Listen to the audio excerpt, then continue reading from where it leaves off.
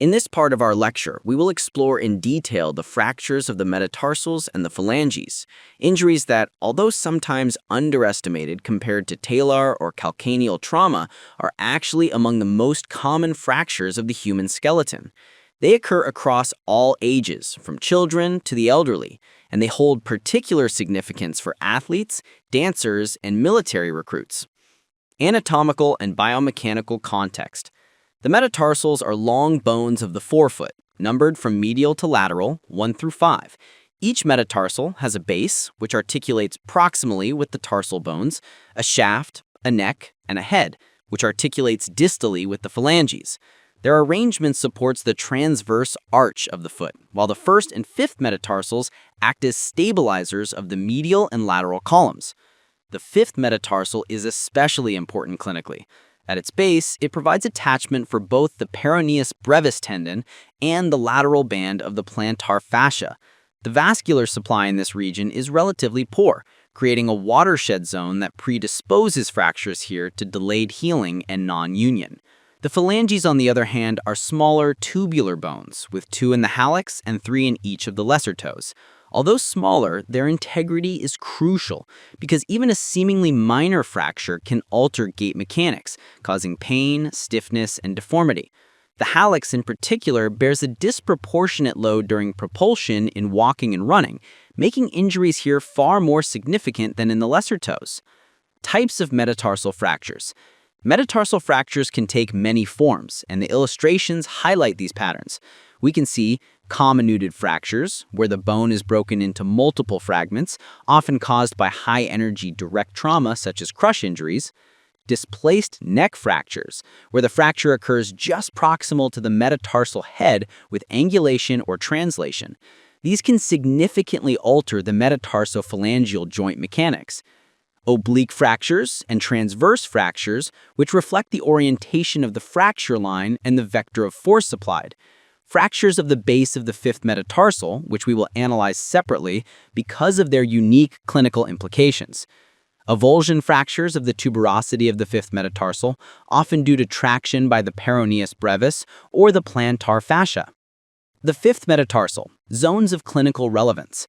One of the most frequently tested and clinically important distinctions is the classification of proximal fifth metatarsal fractures into 3 zones. Zone 1, avulsion fractures. These occur at the tuberosity, often when the foot is inverted suddenly. The peroneus brevis tendon pulls on the tuberosity, causing a fragment to be avulsed. This is a common injury, sometimes called a pseudo-Jones fracture, and it usually heals well with conservative treatment in a hard-sole shoe or boot. Zone 2, the true Jones fracture. This is a transverse fracture at the metaphyseal-diaphyseal junction, about 1.5 to 2 centimeters distal to the tuberosity. The significance of a Jones fracture lies in its vascular supply. This region is a watershed zone with poor blood flow and therefore at high risk for non-union or delayed union. Conservative treatment involves strict non-weight-bearing immobilization for 6 to 8 weeks, but even with this, healing is uncertain. In elite athletes, surgical fixation with an intramedullary screw is often chosen to minimize downtime and ensure more predictable union. Zone 3, proximal diaphyseal stress fractures. These are seen in runners and military recruits due to repetitive microtrauma. They often present with insidious pain rather than acute injury, and they can be very resistant to conservative management. Surgical fixation may be required, especially in high-demand individuals. The distinction between Zone 1, Zone 2, and Zone 3 is vital.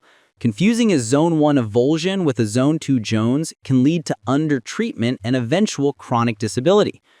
Clinical evaluation. Patients with metatarsal fractures present with pain, swelling, and often ecchymosis localized to the forefoot. Weight bearing is typically painful. A careful history is important. Acute pain after trauma may suggest an avulsion or direct fracture, while insidious pain in a runner suggests a stress fracture.